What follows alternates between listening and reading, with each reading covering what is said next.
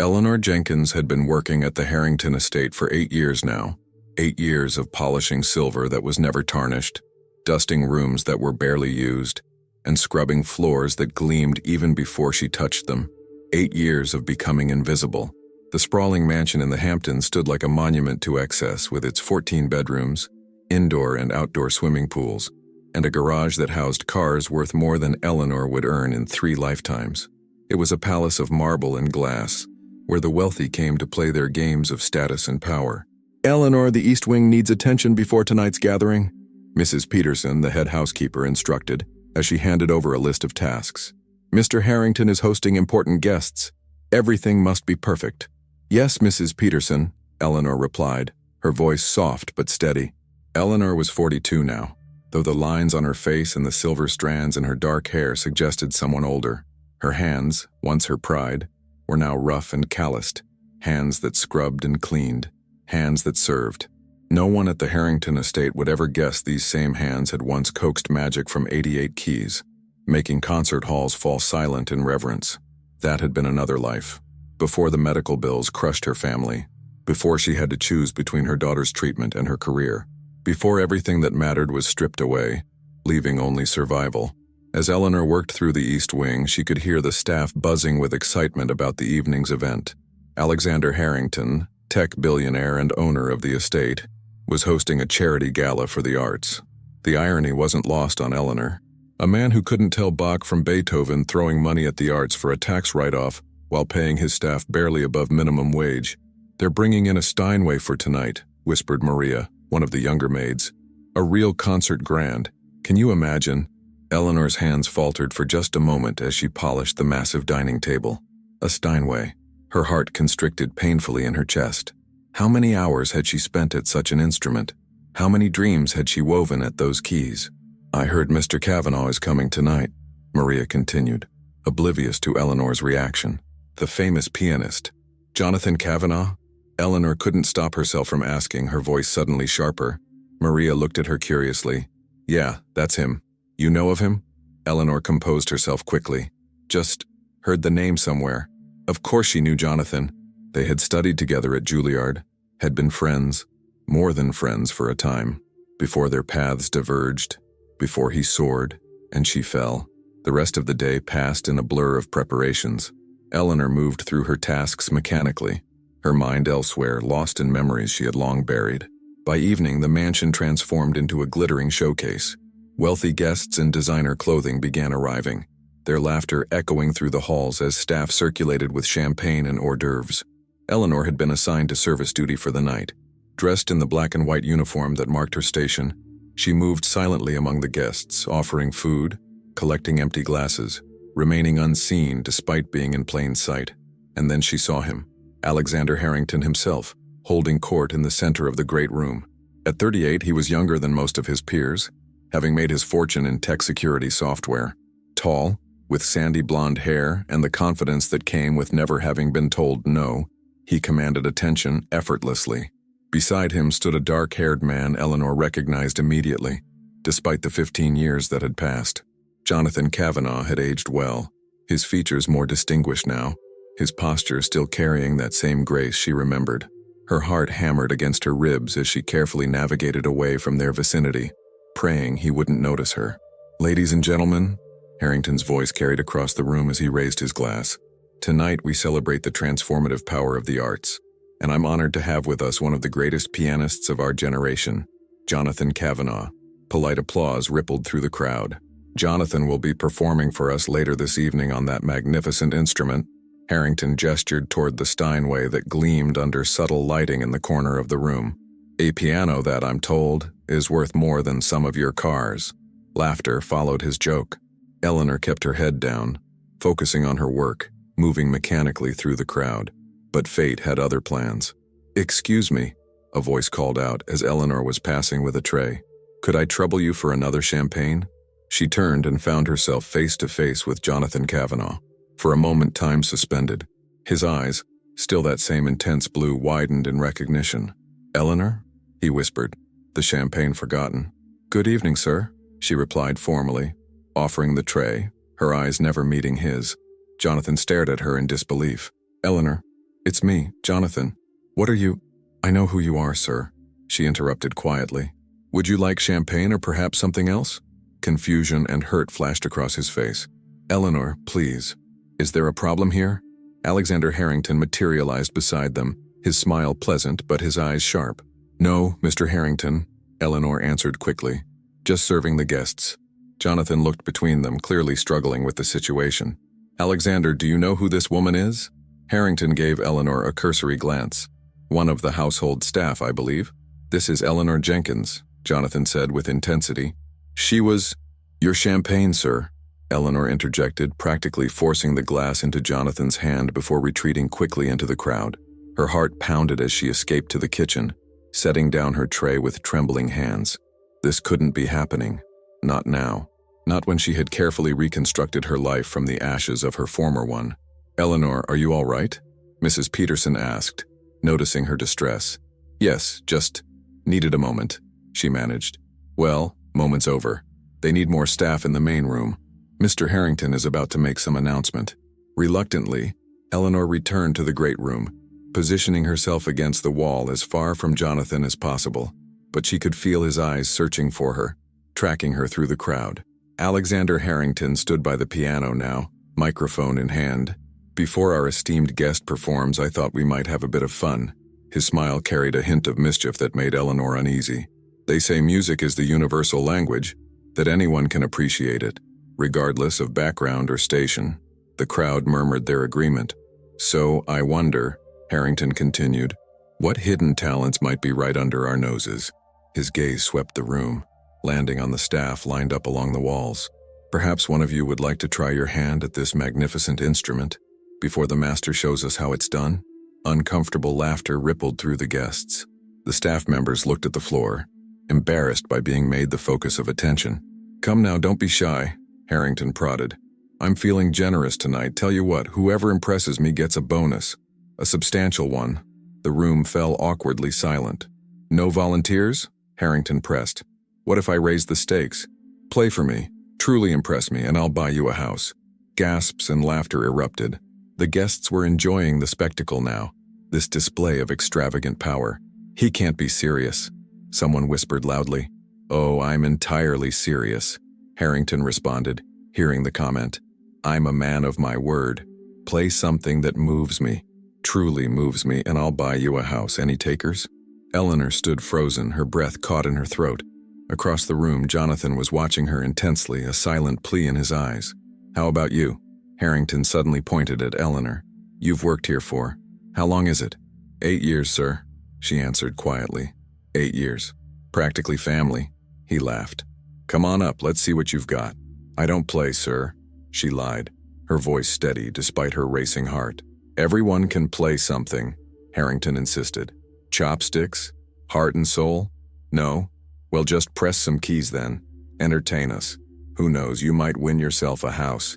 The crowd was watching now, amused by the spectacle of the maid's discomfort. Eleanor felt her cheeks burning with humiliation. Alexander, Jonathan stepped forward. This isn't appropriate. Nonsense, it's all in good fun. Harrington dismissed him. Come on, Eleanor, was it? Show us what you've got. Eleanor looked at the piano, its black lacquer surface reflecting the chandelier light.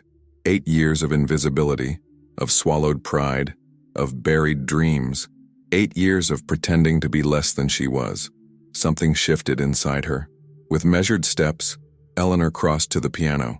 The crowd parted, some guests snickering behind their hands, others watching with uncomfortable fascination. She could feel Jonathan's gaze following her, intense and knowing.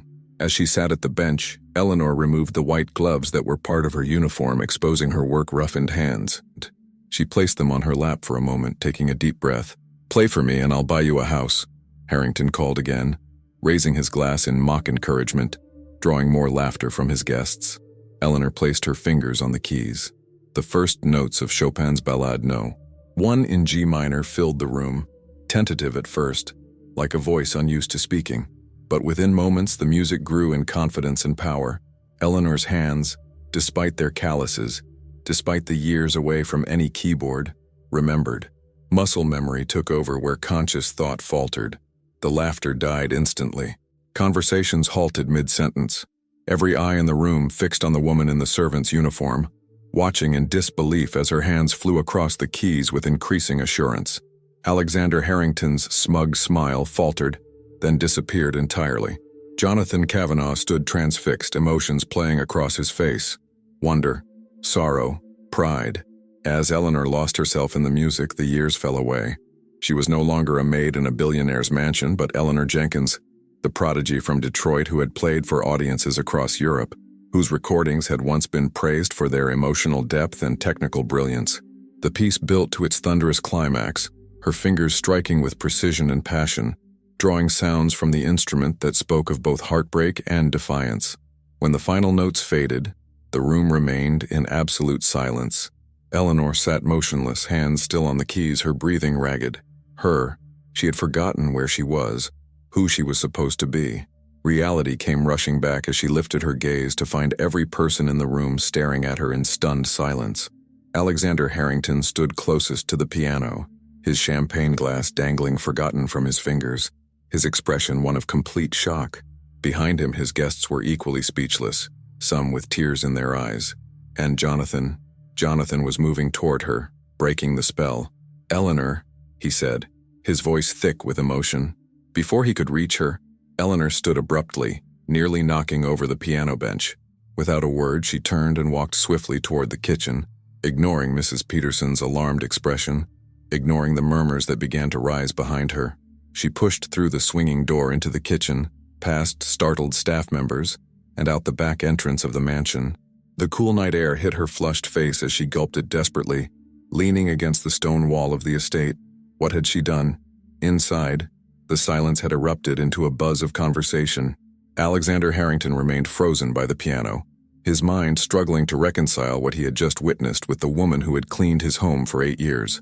"Alexander," Jonathan approached him, voice low and controlled despite his obvious anger. That woman was Eleanor Jenkins. She was one of the most promising pianists of our generation before she disappeared from the music world 15 years ago. "That's not possible," Harrington muttered. "I studied with her at Juilliard," Jonathan continued. "She was better than me, better than most of us. Her interpretation of Chopin was unmatched." "Why is she working as a maid?" Harrington asked, genuinely confused. Jonathan's expression hardened. "That's something you should ask her yourself, after you apologize for humiliating her in front of all these people." As the implications sank in, Alexander Harrington felt something unfamiliar settle in his chest. Shame. For the first time in years, possibly decades, he recognized the ugliness of his actions, the casual cruelty of his privilege. Outside, Eleanor gazed up at the star-filled sky, tears streaming down her face. 8 years of carefully constructed anonymity shattered in a moment of pride. Tomorrow she would have to face the consequences, probably look for a new job. But tonight she had reclaimed something she thought lost forever. She had reclaimed herself, and somewhere in the universe, perhaps that counted for something. The morning after the gala, Alexander Harrington's mansion buzzed with whispered conversations. Staff members who had witnessed Eleanor's performance huddled in corners, their voices hushed but excited. The tale of the maid who played like a master had spread throughout the household staff within hours. Eleanor had called in sick, the first time she'd done so in 8 years. She sat in her small apartment in Queens staring at her phone. 27 missed calls, 15 from Mrs. Peterson, 8 from the Harrington Estate's main office, 3 from Jonathan Cavanaugh, who had somehow obtained her number, and 1 from Alexander Harrington himself. She couldn't face any of them. Not yet. The humiliation of being mocked, followed by the unexpected exposure of her deepest secret, had left her emotionally raw. For years, she had carefully constructed a wall between her past and present. Now that wall lay in ruins. Her small apartment was a stark contrast to the opulence of the Harrington estate. Just 2 rooms with mismatched furniture, the only luxury a small digital keyboard she had purchased secondhand. It wasn't a Steinway, but it had kept her fingers nimble during the rare moments she allowed herself to play, usually with headphones, so the neighbors wouldn't hear, so no one would know. A knock at the door startled her. Eleanor froze, holding her breath. Another knock, more insistent this time. "Eleanor? I know you're in there," Jonathan's voice. With a resigned sigh, she moved to the door, opening it just enough to see him standing there in a tailored coat, looking uncomfortable in the dingy hallway of her apartment building. "How did you find me?" she asked quietly. Mrs. Peterson, she was concerned. He paused. May I come in? Eleanor hesitated, then stepped aside. Jonathan entered, his tall frame making the small space seem even more cramped. His eyes immediately found the keyboard in the corner. So you do still play, he said softly. Rarely. She remained standing, arms crossed. What do you want, Jonathan? He turned to face her, his expression earnest. To understand. To help, if I can. Eleanor, what happened? You disappeared 15 years ago. Everyone thought. He trailed off. Everyone thought what? There was an edge to her voice now. That you'd had some kind of breakdown. There were rumors. About drugs, about a nervous collapse. He shook his head. But I never believed them. The Eleanor I knew was too strong, too dedicated. She laughed, a bitter sound. The Eleanor you knew doesn't exist anymore. After last night, I'd say that's not true. He moved closer. The way you played, it was even more powerful than before. There was something in it, a depth that wasn't there when we were young. Eleanor turned away, blinking back sudden tears. Life has a way of adding depth. What happened, Ellie? He used the old nickname cautiously. She remained silent for a long moment, debating how much to tell him. Jonathan had been her closest friend at Juilliard, then briefly her lover, before ambition and opportunity had pulled them in different directions. My father got sick, she finally said, her voice flat. Aggressive cancer? No insurance? I had just signed with Mason and Reed for my first major tour. Jonathan's face showed recognition. Mason and Reed, one of the most prestigious music management agencies, had been known for their ruthless contracts. They wouldn't let you out of the tour? He guessed. They said if I canceled, I'd never work again. Eleanor's mouth twisted. I chose my father, broke the contract to care for him. Mason and Reed made good on their threat, blacklisted me with every venue, every label. By the time Dad died 6 months later, I was broke, in debt, and persona non grata in the classical music world. Jonathan looked stricken. I had no idea. I was in Europe then, I should have. You should have what? Eleanor cut in. Thrown away your career too? For what? We were barely speaking by then. An uncomfortable silence fell between them. I came here to tell you something, Jonathan finally said. Harrington is looking for you. Not to fire you or anything like that. He seemed different this morning. Subdued. I'm not going back there, Eleanor said firmly. I can't face them all after that spectacle. He's offering to honor his promise. She stared at him. What? The house. He's offering to buy you a house. Eleanor shook her head in disbelief. That was a joke. A cruel one. Apparently not. Jonathan hesitated. There's more. He wants to sponsor a comeback. A comeback? The words felt foreign on her tongue. I'm 42, Jonathan. Classical pianists don't make comebacks at 42, especially not ones who've been scrubbing floors for nearly a decade. Age is just a number in art. And you're Eleanor Jenkins. What I heard last night. He trailed off, emotion making his voice rough. The world deserves to hear you play again. Eleanor turned away, moving to the window that overlooked a brick wall and fire escape. The world moved on. So did I. Did you? Jonathan glanced at the keyboard. Is that why you keep that? Why you still play when no one's listening? She didn't answer. Eleanor, he continued softly, talent like yours doesn't just disappear. It waits. Maybe it's been waiting all this time for the right moment. The right moment? She laughed harshly. Being humiliated at a party by a billionaire who treated me like entertainment for his rich friends? Sometimes catalysts come in strange forms, Jonathan replied. Will you at least talk to him? Eleanor remained silent, staring out the window. Part of her wanted to refuse, to protect what little dignity she had left. But another part, a part she had thought long dead, stirred with something like hope. I'll think about it, she finally said. After Jonathan left, Eleanor sat at her small keyboard, fingers hovering over the keys but not pressing down. 15 years of silence, broken in an instant of pride. Where did she go from here? Her phone buzzed again. Alexander Harrington's number. This time, after a deep breath, she answered. Mr. Harrington. Ms. Jenkins. His voice sounded different from the arrogant tone she was accustomed to. Thank you for answering. What can I do for you, sir? She kept her voice professional, detached. He paused, seeming to struggle for words, a rarity for a man known for his articulate confidence. I wanted to apologize for last night. My behavior was inexcusable. Eleanor said nothing, waiting. I also wanted to tell you that I intend to honor my promise. The house. It's yours, wherever you want it.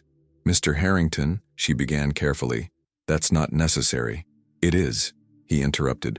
Not because of the promise, but because it's the right thing to do. And because what I heard last night. Another pause. It changed something in me. Despite herself, Eleanor was intrigued. Changed what exactly? I'm not entirely sure, he admitted with surprising candor. But I know I want to make amends. And I want to help bring your music back to the world. Jonathan mentioned that. Yes, we spoke this morning. He's passionate about your talent. Says you were better than him at Juilliard. Jonathan is very kind. Jonathan Kavanaugh is many things, but falsely modest isn't one of them, Harrington countered. If he says you were better, I believe him. Eleanor closed her eyes, suddenly tired. What exactly are you proposing, Mr. Harrington? A meeting. Tomorrow at my office in Manhattan, not the house. Just to talk about possibilities. You can bring Jonathan if you'd prefer not to meet me alone. She considered for a moment. Fine, what time? 2 o'clock? I'll be there, she said, and ended the call. The next day, Eleanor found herself in the gleaming lobby of Harrington Technologies in downtown Manhattan. The contrast between this space and her usual workplace was stark. Instead of polishing the marble floors, she was walking across them in the one good outfit she owned. A simple navy dress she'd purchased years ago for job interviews. As she approached the reception desk, she caught her reflection in the polished surfaces. She looked out of place, uncertain, but she straightened her shoulders, remembering how it felt to command a stage. That woman still existed somewhere inside her. Eleanor Jenkins to see Alexander Harrington, she told the receptionist. The young woman's eyes widened slightly. Eleanor realized that word had spread beyond the Harrington household. Her performance had become a story in certain circles. She fought the urge to turn and leave. Yes, Ms. Jenkins, Mr. Harrington is expecting you. The receptionist's voice held a note of awe that made Eleanor uncomfortable. 15th floor? The elevator will take you directly to his office suite. The elevator ride gave Eleanor time to collect her thoughts. What was she doing here? Was she actually considering Harrington's offer? After all these years of burying her past, could she really contemplate resurrecting it? The doors opened directly into an elegant reception area where another assistant greeted her. Ms. Jenkins, please follow me. She was led into a large corner office with floor-to-ceiling windows overlooking the Manhattan skyline. Alexander Harrington stood as she entered, his usual commanding presence somehow muted. To her surprise, Jonathan was already there, seated in one of the chairs facing Harrington's desk. Ms. Jenkins, Harrington greeted her, gesturing to an empty chair. Thank you for coming. Eleanor nodded, taking the seat beside Jonathan, who gave her an encouraging smile. I've been learning about you, Harrington began once she was settled. Your career, your performances, your reviews. It makes what happened all the more inexcusable. Which part? Eleanor asked. The part where you mocked a member of your household staff in front of your guests? Or the part where you didn't bother to learn anything about the people who clean your home for 8 years? Jonathan looked startled at her directness, but Harrington didn't flinch. Both, he admitted. And that's precisely what I want to address today. He leaned forward. Ms. Jenkins, I'm not going to pretend I can undo what's been done, but I can try to make amends and I can use my resources to help restore what was taken from you. My career wasn't taken from me, Eleanor clarified. I chose to walk away, to care for my father. And you were punished for that choice by an industry that should have supported you, Harrington countered. That's where I come in. He pressed a button on his desk and a screen descended from the ceiling. With your permission, I'd like to show you something. Eleanor nodded hesitantly. The screen came to life, showing footage from the previous night. Eleanor at the piano, lost in Chopin's ballade. The camera angle captured not just her, but the faces of those watching. The transition from amusement to astonishment to something like reverence. This footage has already been shared among certain circles, Harrington explained. The response has been overwhelming. What circles? Eleanor asked, suspicious. The board of the New York Philharmonic, for one, Jonathan interjected. Several major concert halls, a few record labels. Eleanor felt the blood drain from her face. You shared this without my permission? No names, Harrington quickly clarified. Just the performance, just the music. And they want to know who you are, Jonathan added, his eyes alight with excitement. Eleanor, they're calling it the performance of the decade. Raw, emotional, technically flawless despite years away from any concert piano. She shook her head, trying to process this information. It's too much, too fast. We're not asking for decisions today, Harrington assured her. Just consideration. I'm prepared to provide whatever support you need. Financial, logistical, promotional. A place to live and practice. The best piano money can buy. Time to prepare. Everything. Why? Eleanor asked bluntly. Why would you do this? Harrington's expression shifted, becoming more introspective. Because what I witnessed that night made me realize how blind I've been. Not just to you, but to, he gestured vaguely, to what actually matters, to true excellence, to the things money can't buy. He leaned forward. Let me be clear, Ms. Jenkins. This isn't charity. This is investment in extraordinary talent.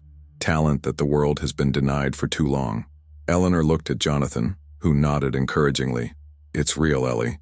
This offer, this opportunity, it's everything you deserved 15 years ago. She turned back to Harrington.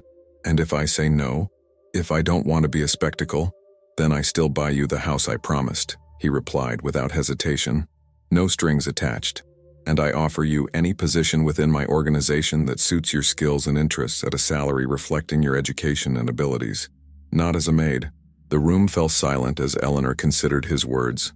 Could she trust this man?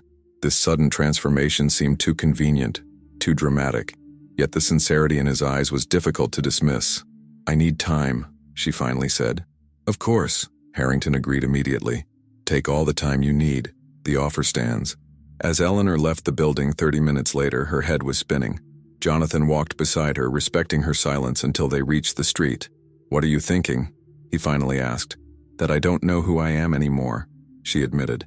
The woman who played that night. She feels like a stranger, someone from another life. She's not a stranger, Jonathan said gently. She's you. She's always been you. Eleanor looked up at the towering skyscraper they had just exited, a monument to wealth and power. And him? Do you believe he's sincere? Jonathan considered the question carefully. I think he experienced something rare that night, genuine humility. For a man like Harrington, that's transformative. Or it's guilt and novelty. Both wear off quickly, perhaps. Jonathan touched her arm lightly. But does it matter? If his offer gives you back what you lost, does his motivation really matter? Eleanor had no answer for that. As they parted ways, she found herself walking aimlessly through the city streets, lost in thought. Could she really return to music after all this time? Did she even want to? The muscle memory remained. Her performance had proven that. But the emotional toll of entering that world again, of exposing herself to its judgments and pressures. By the time she returned to her apartment, darkness had fallen. She sat at her small keyboard and, for the first time in years, played without headphones, letting the sound, inadequate as it was compared to a real piano, fill the tiny space. Something had awakened in her, something that had been sleeping, not dead.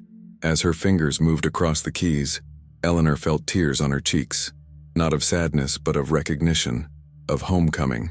She reached for her phone.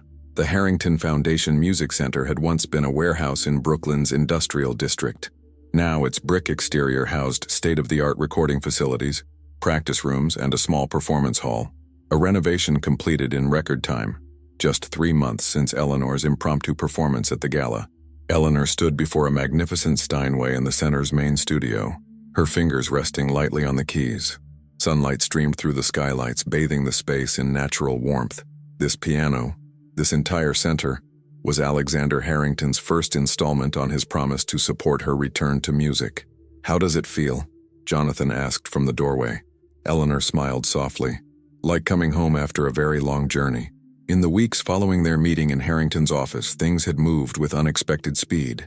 Eleanor had resigned from her position at the Harrington estate, accepted the offer of a modest but beautiful brownstone in Park Slope, and begun the careful process of reconnecting with her musical identity. Jonathan had been there every step of the way, first as a supportive colleague, then increasingly as something more. Their shared past had provided a foundation for a new connection, one based on mutual respect rather than youthful competition. Have you decided on the program? Jonathan moved closer, standing beside the piano. Bach's Goldberg Variations to open, Eleanor said, playing a few notes. Then Chopin's Ballad No. 1. I have to, after everything. And I'm thinking of closing with Rachmaninoff's Piano Concerto No. 2, with your accompaniment on the second piano, of course. Ambitious, Jonathan noted with approval, but entirely appropriate for your return. Return. The word still felt strange. In just 6 weeks, Eleanor would perform at Carnegie Hall, a sold-out recital that had generated more buzz in the classical music world than anything in recent memory. The maid who played was how the story had initially spread, though Harrington's PR team had quickly shifted the narrative to focus on her early career achievements and the personal sacrifice that had led to her departure from music. "Is he coming today?" Eleanor asked, though she already knew the answer. "At 2. He wants to hear the Rachmaninoff." Eleanor nodded, a slight tension appearing between her shoulders.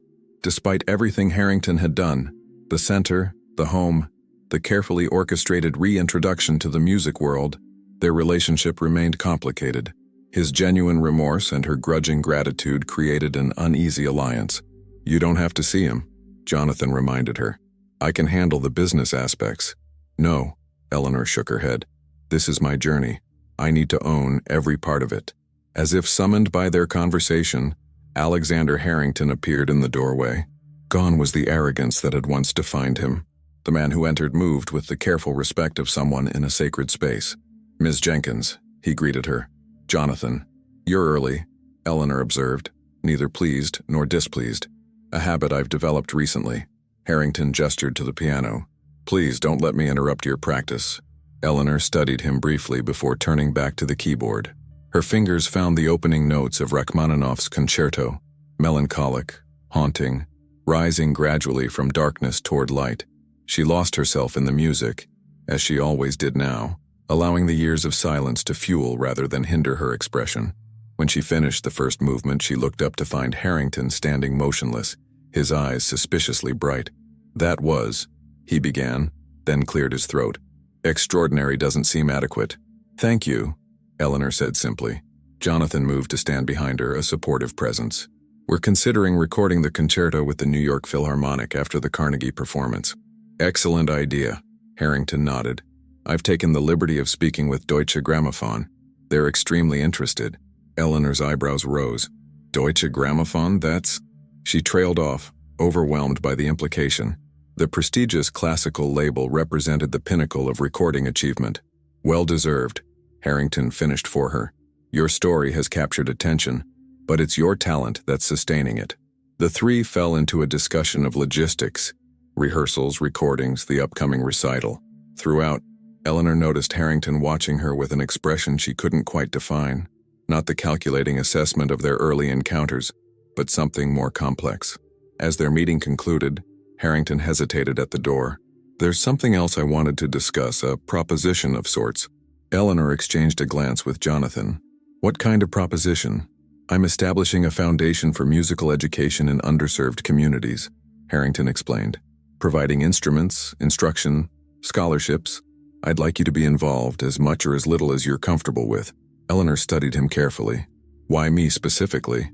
"Because your story matters," he replied without hesitation. "A brilliant career interrupted by personal sacrifice, then years of invisible labor, then rediscovery. It speaks to perseverance, to the undying nature of genuine talent. The students I want to reach, they need to hear that." "You want to use my story," Eleanor said, neither accusation nor acceptance in her tone. "I want to amplify your voice," Harrington corrected gently, "in whatever way you choose to use it." After he left, Eleanor remained at the piano, thoughtful. Jonathan sat beside her on the bench. "What do you think?" he asked. "I think he's still trying to atone," she replied, "but I also think he might be sincere." "And the foundation?" Eleanor's fingers found a simple melody, a lullaby her father had loved. "I think about that night often, how one moment changed everything. How many other talents are out there, invisible, undiscovered?" She looked up at Jonathan. "Maybe I can help change that." He smiled, leaning to kiss her temple. "From maid to mentor. I like that arc." "Speaking of arcs," Eleanor said, "there's something I need to show you." She reached into her bag, withdrawing a folder. "I've been composing. First time in 20 years. Jonathan's eyes widened as he opened the folder, scanning the handwritten score.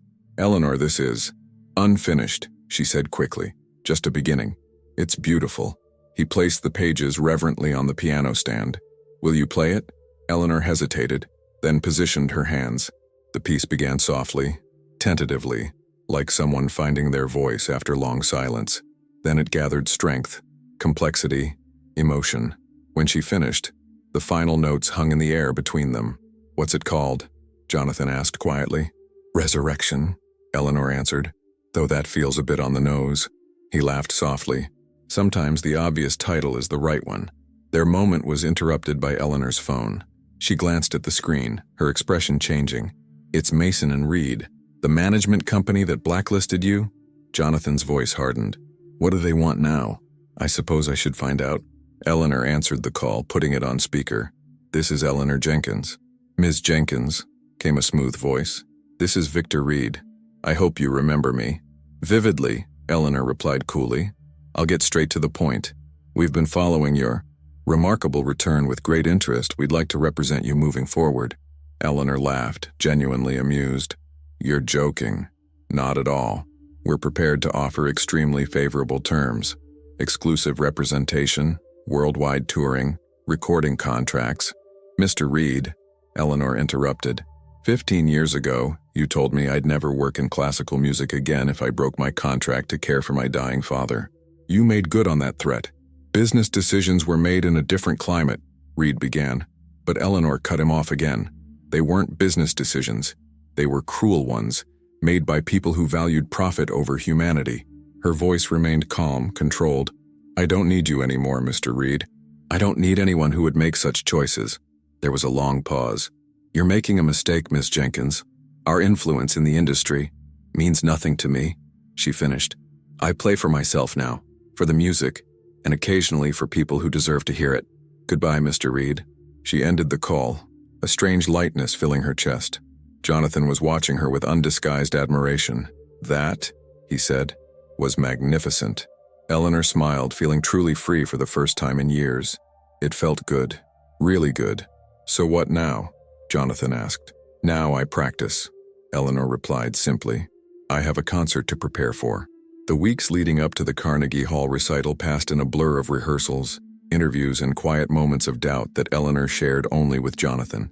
The story of the maid who played had evolved into something more nuanced, the narrative of a woman who had sacrificed her art for love, found herself in unexpected places, and ultimately reclaimed her voice. The night of the performance arrived with an electric anticipation. Backstage at Carnegie Hall, Eleanor stood in a simple black gown, her hand steady despite the flutter in her stomach. Jonathan waited with her, his presence a calming anchor. "Full house," he told her. "Every seat sold. Standing room only." Eleanor nodded, her mind already shifting into the focused state she needed for performance. "Is he here?" "Front row center," Jonathan confirmed. "But tonight isn't about him or anyone else, it's about you and the music." "No," Eleanor corrected gently. "It's about all of us, the journey we take together." She looked up at him. "Thank you for finding me again." Jonathan touched her cheek softly. "I think we found each other." The stage manager appeared, indicating it was time. Eleanor took a deep breath and moved toward the stage, the familiar pre-performance ritual returning as if she had never left. As she stepped into the spotlight, the thunderous applause momentarily overwhelmed her. There, before a full Carnegie Hall, stood Eleanor Jenkins, no longer the invisible maid but the artist she had always been. Her gaze swept across the audience, pausing briefly on Alexander Harrington's face. He nodded once, respect rather than arrogance in his expression. Eleanor seated herself at the magnificent Steinway and placed her hands on the keys. 8 years of invisibility, 15 years of silence, all crystallizing into this moment of rebirth. She began to play. 6 months after her triumphant return at Carnegie Hall, Eleanor Jenkins found herself in a position she could never have imagined while scrubbing floors at the Harrington estate. The Deutsche Grammophon recording of her Rachmaninoff concerto had reached the top of the classical charts. Her concert tour had sold out venues across North America and Europe, and invitations for prestigious performances arrived daily. But on this particular autumn morning, Eleanor wasn't in a concert hall or recording studio. Instead, she stood in the auditorium of a public high school in the Bronx, watching 30 students file in for the inaugural session of the Harrington Jenkins Music Initiative. "Nervous?" Alexander Harrington asked, standing beside her at the edge of the stage. "A bit," Eleanor admitted. "Performing for 2,000 people somehow feels easier than teaching 30 teenagers." Harrington smiled. "They're more excited than they're letting on. Most of them have never seen a real concert pianist up close." The initiative had been Eleanor's condition for lending her name to Harrington's educational foundation.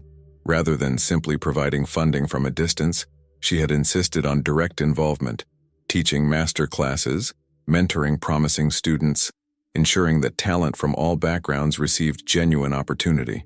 Today marked the program's official launch. The students selected from public schools across New York's 5 boroughs represented extraordinary promise despite limited resources. Some had never had formal lessons, learning instead from YouTube tutorials and borrowed time on school instruments. "Should we begin?" Harrington gestured toward the waiting students. Eleanor nodded and stepped forward. "Good morning, everyone. I'm Eleanor Jenkins." A quiet murmur rippled through the audience. Despite her efforts to keep a low profile, Eleanor's story had captured public imagination. The Maid Who Played had evolved from viral sensation to inspirational narrative, complete with a 60 minutes feature and countless articles. "I know most of you have heard about me," she continued, acknowledging the elephant in the room. "But today isn't about my story. It's about yours. Each of you is here because someone, a teacher, a parent, maybe even yourself, recognized something special in your relationship with music." She moved to the gleaming grand piano at the center of the stage. "This program isn't about creating professional musicians, though that may happen for some of you. It's about ensuring that financial circumstances never silence your voice." For the next hour, Eleanor demonstrated techniques, answered questions, and listened to several students play. Their raw talent moved her deeply, reminding her of her own early passion for music before credentials and careers complicated everything. One student in particular caught her attention, a 16-year-old girl named Zoe, whose technically imperfect but emotionally profound rendition of Debussy's Clair de Lune silenced the room. When Zoe finished playing, her hands trembling slightly, Eleanor found herself blinking back tears. "That was beautiful," she told the girl quietly. "How long have you been playing?" 3 years, Zoe answered. "On my own mostly. We have a keyboard at the community center." "Not a piano?" "No, ma'am, just the keyboard. 61 keys." Eleanor glanced at Harrington, who nodded almost imperceptibly. She turned back to Zoe. "Would you be interested in private lessons? A proper instrument to practice on?" The girl's eyes widened. "I couldn't afford—" "That's not what I asked," Eleanor said gently. "The question is whether you want to develop this gift you have. More than anything," Zoe whispered. After the session concluded, Eleanor and Harrington remained behind to discuss the program's next steps. Their working relationship had evolved into an unexpected friendship, one built on mutual respect rather than the power imbalance of their previous connection. "She reminds me of you," Harrington observed, referencing Zoe. "That same fire when she plays." "She has more natural talent than I did at her age," Eleanor replied. "But no resources, no connections, if we hadn't started this program." "Another invisible genius," Harrington finished her thought. "I've been thinking about that. About invisibility." Eleanor raised an eyebrow. "In what sense?" "How many Eleanor Jenkins are out there, not just in music but in every field? People with extraordinary gifts, rendered invisible by circumstance or necessity?" He leaned against the piano. "I've built my entire fortune identifying technological potential. How did I miss the human potential right in front of me for 8 years?" "We see what we're looking for," Eleanor said simply. "And people in service positions are easy to overlook." A comfortable silence fell between them. In the past 6 months, Harrington had undergone his own transformation, channeling significant resources into initiatives that recognized and developed overlooked talent. The music program was just the beginning. "Jonathan mentioned your new composition is nearly finished," Harrington said after a moment. He was quite moved by what he's heard. Eleanor smiled. "It's different from anything I've done before. More personal. Will you premiere it at the Kennedy Center next month?" "That's the plan." She hesitated. "Actually, I've been meaning to discuss something with you about that performance." "I'm listening." "I want to dedicate the piece to my father," Eleanor explained. "But I'd also like to acknowledge certain catalysts." Understanding dawned in Harrington's eyes. "You want to mention the circumstances of your rediscovery?" "I do." Eleanor met his gaze directly. "The full story, including how a billionaire mocked his maid, not knowing she was once a concert pianist." Harrington was silent for a long moment. "That would certainly generate headlines." "That's not why I want to do it," Eleanor said firmly. "I want to do it because it's true, because pretending it happened any other way dishonors both my journey and the point of our initiative here. It would damage my reputation," Harrington noted without emotion. "Perhaps initially," Eleanor acknowledged. "Or perhaps it would enhance it, showing that even Alexander Harrington can learn, can change, can make amends." He studied her carefully. "And our friendship?" Would that survive such public disclosure? I think the better question is whether it's a real friendship, if it can't withstand the truth. Harrington nodded slowly. When would you make this announcement? At the premiere after the performance. I see. He straightened, adjusting his suit jacket in a gesture Eleanor recognized as his way of regaining composure. May I hear the composition before you decide? It was a fair request. Of course, it's nearly complete. Come by the studio next week. As Eleanor left the school, she found Jonathan waiting for her, leaning against his car in the autumn sunshine. In the months since her return to music, their relationship had deepened, evolving from professional collaboration to romantic partnership. How did it go? He asked, kissing her lightly. Beautifully. These students, Jonathan, their talent, their hunger for guidance. She shook her head, words failing her. I know. He opened the car door for her. You were the same way once. We all were, before the industry polished some of that raw passion away. Eleanor settled into the passenger seat. I told Alexander about my plans for the Kennedy Center. Jonathan glanced at her as he started the car. The full disclosure? How did he take it? Better than expected. He wants to hear the piece first. Reasonable, Jonathan agreed, though I suspect he's hoping it will change your mind. It won't, Eleanor said firmly. I can't keep pretending my comeback was some fairy tale discovery. The truth matters, especially for the students we're trying to reach. They drove in comfortable silence for a while, the city passing outside the windows.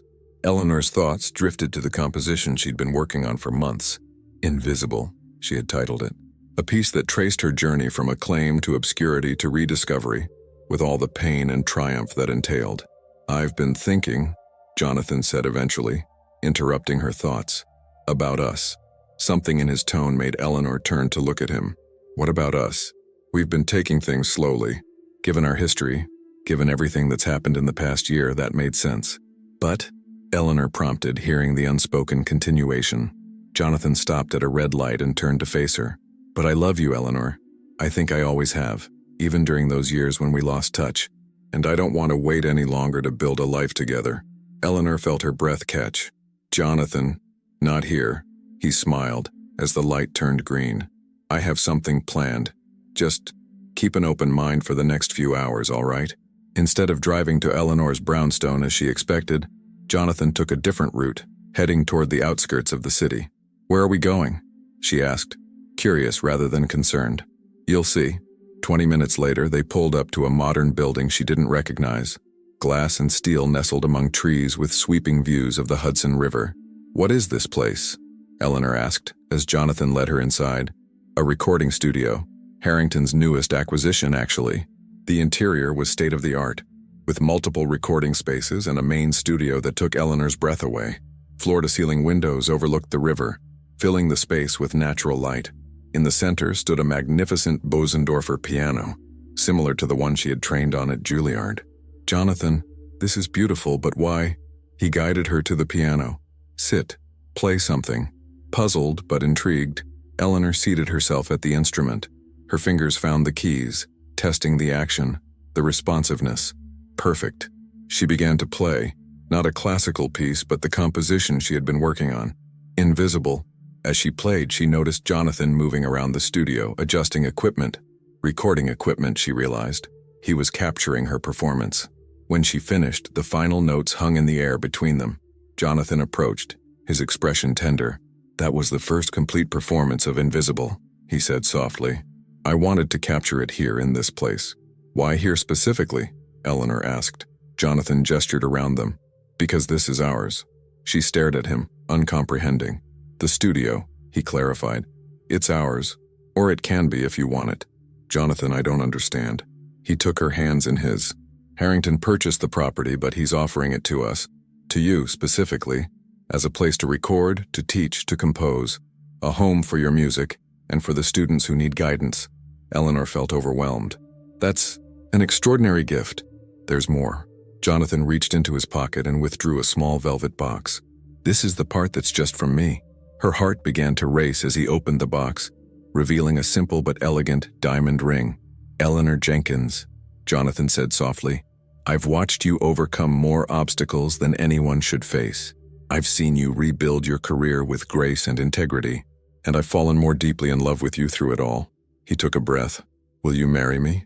Tears blurred Eleanor's vision as emotion welled up inside her. After years of isolation, of survival mode, of shutting down her heart to protect herself, the path forward suddenly seemed clear. "Yes," she whispered, then more firmly, "Yes." Jonathan slipped the ring onto her finger, then drew her close for a kiss that felt like both culmination and beginning. When they finally separated, Eleanor glanced around the studio with new eyes. "So this would be ours? Our professional home? And our literal home if you want," Jonathan added, leading her toward a door she hadn't noticed. "There's a residential space upstairs. We could live here, work here, build something meaningful together." The residential space turned out to be a beautiful apartment with the same stunning river views. As they toured it, Eleanor felt a sense of rightness settling over her. "What do you think?" Jonathan asked when they had seen everything. "I think," Eleanor said carefully, "that I need to finish my conversation with Alexander before we decide. About the Kennedy Center, about the full disclosure of my story." Jonathan nodded, understanding immediately.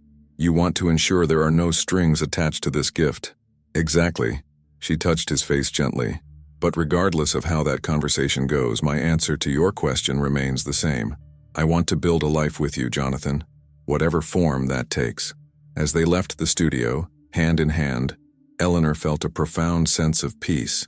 The invisible woman who had worked in Harrington's mansion for 8 years was gone forever, replaced by someone who not only reclaimed her voice, but was using it to help others find theirs. The real challenge now lay ahead, telling her full story, honestly and without bitterness, while acknowledging the painful truths and unexpected gifts it contained. For Eleanor, it wasn't about shaming Alexander Harrington or generating controversy. It was about honoring her own journey, all of it, the beautiful and the brutal, and showing others that invisibility need never be permanent. The private studio in the Harrington Music Center was silent, except for the final notes of Eleanor's composition hanging in the air. She sat at the piano, hands still resting on the keys, while Alexander Harrington stood by the window, his back to her. Outside, early winter snow had begun to fall, dusting the Brooklyn streets with white. "That's the full piece," Eleanor said quietly. "Invisible, in its entirety, what you would hear at the Kennedy Center." For several moments, Harrington remained motionless. When he finally turned to face her, his expression was unguarded in a way Eleanor had rarely seen. "It's extraordinary," he said, his voice slightly rough with emotion. "Not just beautiful, but truthful. I could hear every chapter of your story in it. That was the intention." Harrington moved closer, taking the chair across from the piano bench. "The middle section, the repetitive, almost mechanical passages, that was. The years at your estate," Eleanor confirmed. "The daily routine, the invisibility." He nodded slowly. "And the dissonance that erupts toward the end? The night of the gala. The moment everything shattered. Before resolving into that final movement," Harrington finished. "Reconciliation, renewal." Eleanor studied him carefully. "You understand it perfectly, which makes your intention to disclose everything at the premiere even more significant." He met her gaze directly. "Having heard the music now, do you still feel that's necessary?" "I do," Eleanor replied without hesitation. "The composition tells the emotional truth, but the audience deserves the factual context as well." Harrington was silent for a long moment. When he spoke again, his tone was measured. "I've given this considerable thought since our last conversation. About my reputation, about the foundation, about our friendship." He paused. "I won't ask you to lie or omit the truth about what happened." Eleanor's eyebrows rose in surprise. "You won't?" "No." He leaned forward slightly. "But I would like to propose an alternative approach. Not to protect me, but to maximize the impact of your message. I'm listening. What if, instead of you making this disclosure alone, we did it together?" Harrington suggested. "A joint statement or interview before the premiere, explaining the full circumstances of your return to music. The truth unvarnished, but from both perspectives." Eleanor considered this suggestion. "Why would that be more effective?" "Because it would demonstrate genuine transformation," Harrington explained. "Not just yours. From invisible maid to acclaimed pianist, but mine as well. From arrogant employer to humbled ally." He hesitated. "It also prevents the narrative from becoming sensationalized as some kind of revenge story, which certain media outlets would inevitably attempt." There was logic in his proposal. "You're willing to publicly acknowledge how you treated your household staff? How you mocked me specifically?" "Yes." Harrington met her gaze steadily. It's the truth. And if we're serious about the mission of our foundation, recognizing invisible talent, challenging systemic biases, then I need to be honest about my own failings. Eleanor felt a surprising rush of respect for the man sitting across from her, a man so different from the Alexander Harrington who had carelessly humiliated her a year ago. Jonathan and I visited the River Studio yesterday, she said, changing the subject. Harrington nodded. And? It's beautiful. Extraordinary, really. She tilted her head slightly. Is it another attempt at atonement? No, he replied simply. It's an investment in exceptional talent and vision, yours and Jonathan's. He leaned back in his chair. Though I won't pretend the offer doesn't also give me satisfaction. The idea of the woman who once cleaned my home now running a premier recording studio and educational center, there's a pleasing symmetry to that. Eleanor couldn't help but smile at his candor. Jonathan asked me to marry him. I'm aware, Harrington admitted. He asked for my blessing in a manner of speaking. Not that he needed it. Your blessing? Eleanor repeated, surprised. Perhaps that's the wrong word. Harrington shrugged slightly. He wanted to ensure the studio offer wasn't contingent on your decision about the Kennedy Center disclosure, that there were no strings attached. And your answer? That his concern was valid but unnecessary. The studio is yours regardless of what you choose to say or not say about me. Harrington paused. I hope you said yes, by the way. You deserve happiness after everything. I did, Eleanor confirmed. We're still figuring out the details, but yes, I accepted. Congratulations. His tone was genuinely warm. I imagine you'll want to postpone any formal announcement until after the Kennedy Center premiere. That was our thinking. Eleanor studied him for a moment. I'll consider your proposal about the joint disclosure. That's all I ask. Harrington stood, preparing to leave. One last thing, Miss Jenkins. Eleanor, she corrected him gently. After everything, I think we're past formalities. He nodded in acknowledgement. Eleanor, then. I wanted to tell you that regardless of your decision, hearing your composition today was a privilege. It made me understand something I've been struggling to articulate. What's that? That genuine atonement isn't about erasing past wrongs or even being forgiven for them. It's about allowing those wrongs to transform you into someone better. He paused at the door. Your music did that for me more than anything else could have. After Harrington left, Eleanor remained at the piano, thoughtful. His proposal had merit, particularly from a strategic perspective. A joint disclosure would indeed be more powerful, less susceptible to tabloid distortion. But something else he had said resonated more deeply. About transformation. About allowing past wounds to reshape rather than define you. Later that evening, Eleanor discussed the conversation with Jonathan as they sat in her brownstone kitchen, sharing a simple dinner. I think he's right, Jonathan said after hearing her account. A joint statement would be more impactful and less likely to be sensationalized. It would also give him more control over the narrative, Eleanor pointed out. Jonathan considered this. True, but based on what you've told me, he seems prepared to be brutally honest about his behavior. That takes courage, especially for someone in his position. It does, Eleanor agreed. I'm just not sure if I'm ready to stand beside him as some kind of unified front. The power dynamics are still complicated. That's fair. Jonathan reached for her hand across the table. Whatever you decide, I support you. This is your story to tell, however you choose to tell it. Eleanor squeezed his hand gratefully. I need to think about it some more, but I'm leaning toward accepting his proposal with some conditions. The following week brought final preparations for the Kennedy Center premiere. Eleanor's composition had generated significant anticipation in the classical music world, particularly given her meteoric return to prominence. Tickets had sold out within hours of becoming available. 2 days before the performance, Eleanor requested another meeting with Harrington at the Music Center. This time, Jonathan accompanied her. I've made my decision, she told Harrington once they were seated in the center's conference room. I'm willing to do a joint disclosure, but I have conditions. I expected nothing less, Harrington replied. What are they? First, we do it as a written statement, released to selected media before the performance. No televised interviews where things could be edited or taken out of context. Agreed. Second, I have final approval on the text. While I want your perspective included, this is ultimately my story. Of course, Harrington nodded. Anything else? Eleanor exchanged a glance with Jonathan before continuing. Yes. I want to expand the Harrington Jenkins initiative significantly.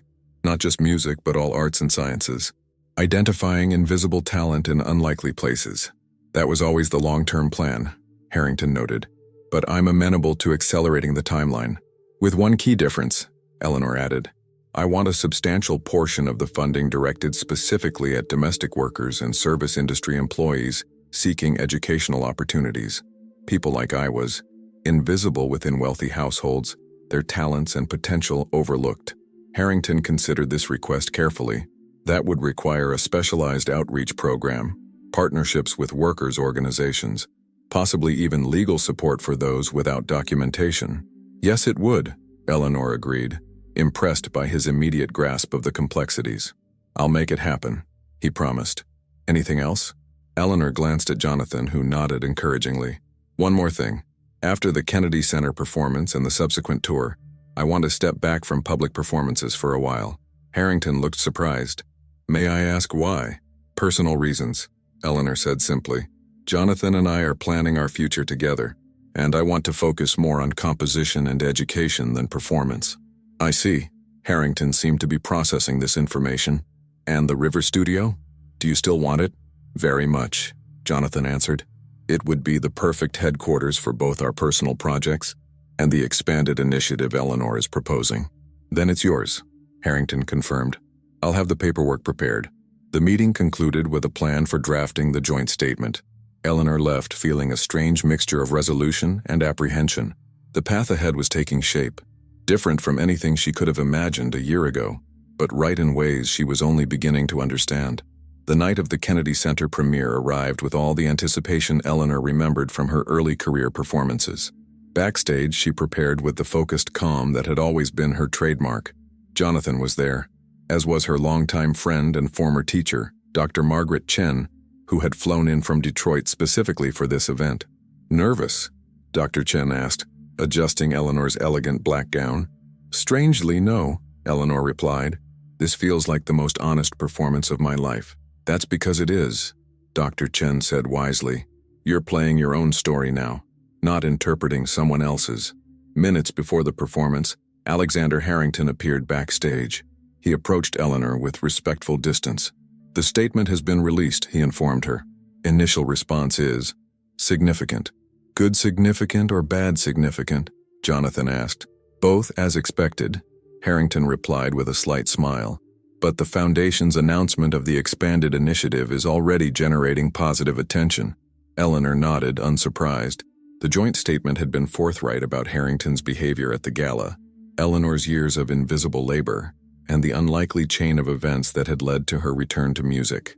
It had also outlined their shared commitment to identifying and nurturing overlooked talent through the newly expanded initiative. Thank you for being here tonight, Eleanor told Harrington, surprising herself with the sincerity behind the words. I wouldn't miss it, he replied simply. As the stage manager signaled it was time, Jonathan kissed Eleanor briefly. Show them who you've always been, he whispered. Eleanor walked onto the Kennedy Center stage to thunderous applause. The audience before her represented the elite of Washington society, the classical music establishment, and, thanks to a special arrangement with the Harrington Jenkins Initiative, students and domestic workers who had received complimentary tickets. She seated herself at the magnificent Steinway, took a centering breath and began to play. Invisible unfolded beneath her fingers just as she had composed it, beginning with the bright promise of early success, descending into the repetitive patterns of servitude, erupting into the chaotic moment of revelation, and finally resolving into a complex, hopeful conclusion that incorporated elements of all that had come before. When the final notes faded, the silence in the hall was complete. Then, as if a dam had broken, applause erupted, first from the students and workers in the balcony, then spreading throughout the entire audience until everyone was on their feet. Eleanor acknowledged the ovation with dignity rather than triumph. This wasn't a moment for celebration as much as recognition of her journey, of the invisible labor performed by countless others, of the transformative power of both music and truth. As she took her final bow, Eleanor caught sight of Alexander Harrington in the front row, applauding with genuine admiration. Beside him sat Zoe, the young student from the Bronx whose talent had so moved Eleanor during that first initiative session. The sight of them together, the billionaire and the girl from the community center, crystallized everything Eleanor had been working toward. Visibility, recognition, transformation. The formerly invisible maid had not only reclaimed her voice, but was using it to ensure others would be heard as well. And somehow, remarkably, the man who had once mocked her had become an unexpected ally in that mission. As Eleanor left the stage, she knew that the applause wasn't just for her performance but for the truth behind it, a truth now fully visible to the world. 5 years had transformed the old Riverside studio beyond recognition. What had once been a single recording space was now the thriving headquarters of the Jenkins Kavanaugh Institute for Musical Arts, with multiple studios, practice rooms, performance spaces, and educational facilities spread across the expanded campus. Eleanor stood at the window of her office watching snow fall gently on the Hudson River. At 47, she had found a balance she never thought possible, between artistry and advocacy, between public performance and private fulfillment. "Mom, look what I made!" 4-year-old Sophia burst into the office, holding a colorful drawing. Her dark curls bounced with every energetic step. Her eyes, so like Jonathan's, bright with excitement. Eleanor knelt to examine the artwork. "It's beautiful, sweetheart. Is that our family?" Sophia nodded enthusiastically. "That's you and Daddy and me and baby Michael." She pointed to a smaller figure. "And that's Uncle Alex." Eleanor smiled at her daughter's name for Alexander Harrington, who had become an unexpected but devoted presence in their family life. "He's going to love it. Why don't you put it on my desk, and we'll give it to him when he arrives." As Sophia carefully placed her drawing on the desk, Eleanor heard familiar footsteps in the hallway. Jonathan appeared in the doorway, their 1-year-old son Michael cradled against his shoulder. "Someone woke up from his nap demanding his mother," Jonathan said with a smile, transferring the sleepy child to Eleanor's waiting arms. Michael nestled against her, his small hand curling into the fabric of her sweater. Eleanor breathed in his baby scent, still marveling at the miracle of her children. After believing for so many years that motherhood was a path closed to her, the gift of her family felt all the more precious. "Is everything ready for tonight?" she asked Jonathan. He nodded. "The auditorium is set up, the students are rehearsed, and the guest list is confirmed. All 50 graduates will be present along with their families." Tonight marked the 5th anniversary of the Institute and the graduation of their first full cohort of students, young musicians from backgrounds similar to Eleanor's own, whose talent might never have been recognized without the opportunities the Institute provided. "And Zoe?" Eleanor asked. "Just arrived from Juilliard. She's practicing in Studio C." Eleanor smiled at the mention of their first student, now a sophomore at Juilliard on a full scholarship. Zoe's journey from a community center keyboard to one of the world's premier music conservatories had been the Institute's first major success story, but far from its last. "I should check on her," Eleanor said. "Would you mind taking the children to the reception area? Their grandparents should be arriving soon." Eleanor's relationship with her in-laws had been initially tentative, the wealthy Kavanaugh family uncertain how to embrace the woman who had once cleaned houses for a living. But time and Eleanor's grace had won them over, creating a bond that now encompassed her children as well. "Of course," Jonathan agreed, taking Michael back and extending his hand to Sophia. "Come on, princess. Let's go meet Grandma and Grandpa." As her family departed, Eleanor made her way to Studio C, where the sounds of Liszt's Hungarian Rhapsody No. 2 filled the corridor. She paused outside, listening to Zoe's passionate interpretation. The girl's technical skills had improved tremendously, but what remained most striking was the emotional depth she brought to every piece, a quality Eleanor had recognized from their very first encounter. When the music concluded, Eleanor entered the studio applauding softly. "Magnificent, Zoe." The young woman turned on the bench, her face lighting up. "Eleanor, I was hoping to see you before the ceremony." She rose to embrace her mentor. At 19, Zoe had developed into a poised young artist with unmistakable presence, both on and off stage. "How are your studies going?" Eleanor asked, though they spoke weekly by phone. "Challenging, but fulfilling," Zoe replied with the seriousness that had always characterized her approach to music. "Professor Abramson is pushing me harder than ever for the international competition next month." "As well he should," Eleanor nodded. "You have a genuine chance at winning." Zoe's expression turned reflective. "Sometimes I still can't believe how much has changed. 5 years ago, I was playing on a keyboard with missing keys at the community center, certain that music would never be more than a hobby.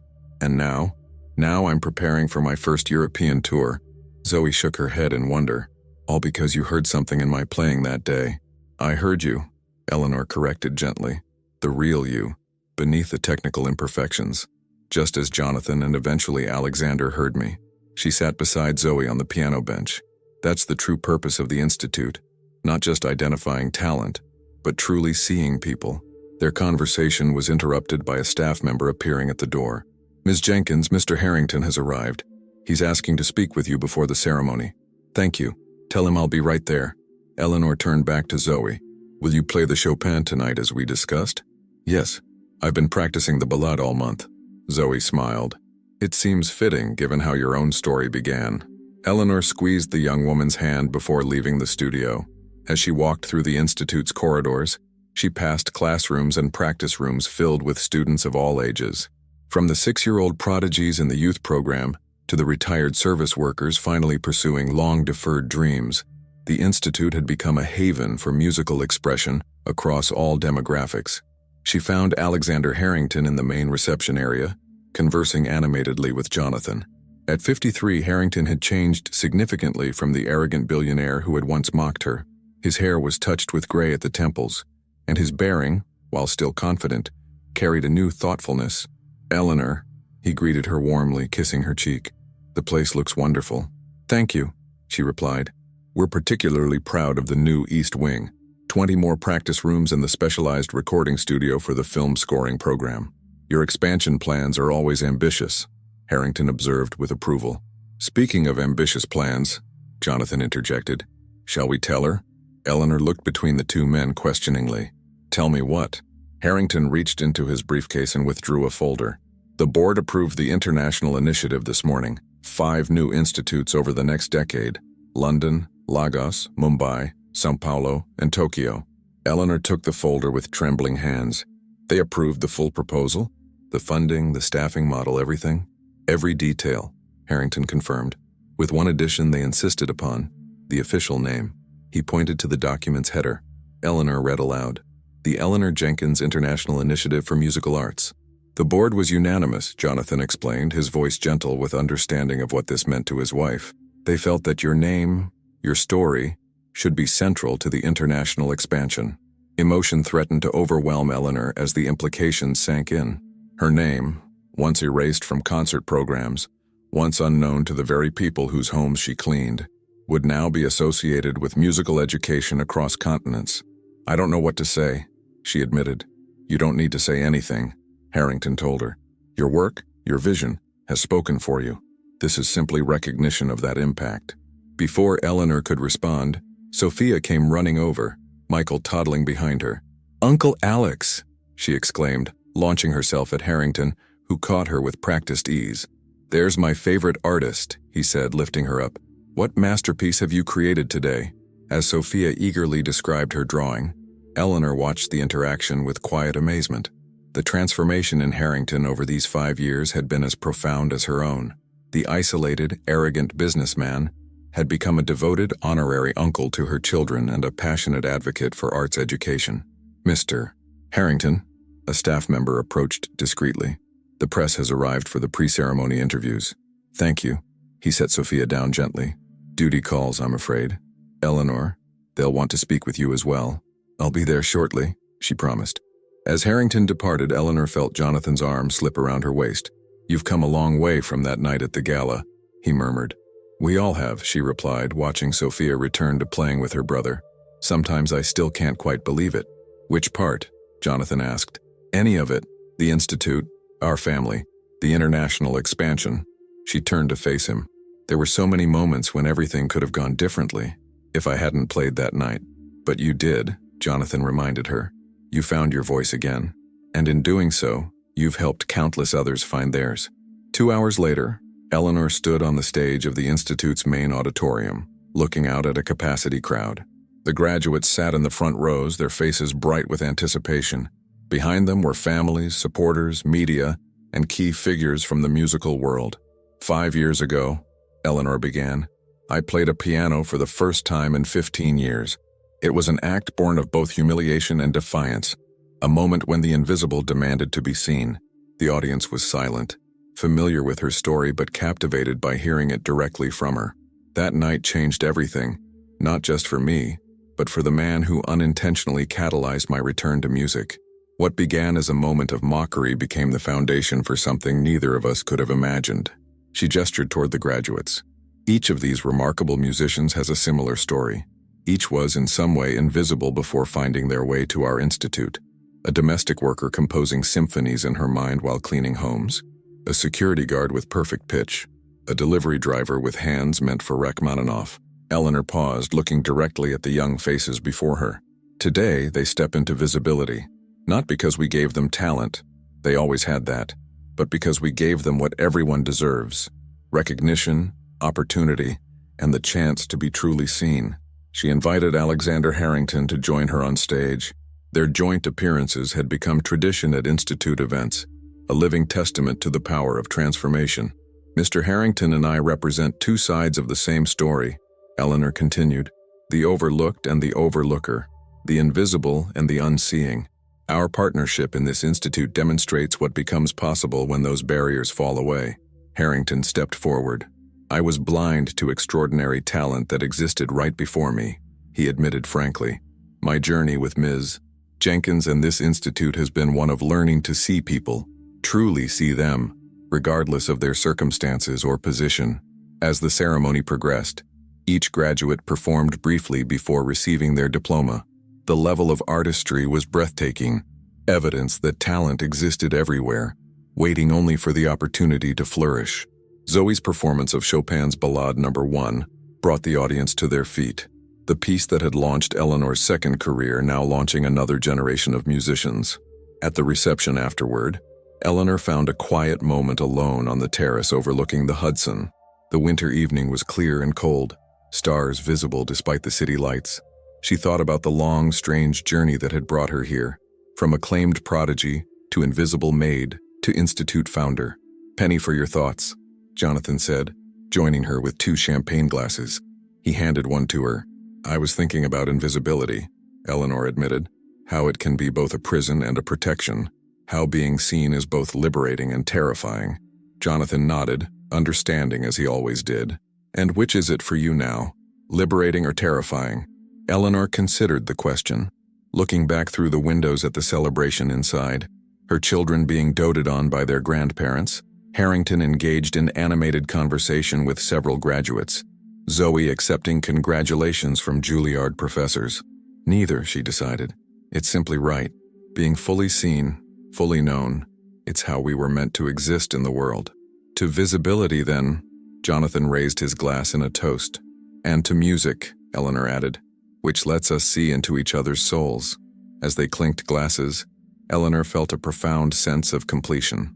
The invisible maid who had once trembled with humiliation at a billionaire's party had vanished completely, replaced by a woman who understood that her greatest value had never been in her talent, but in her humanity, a humanity she now helped others recognize in themselves.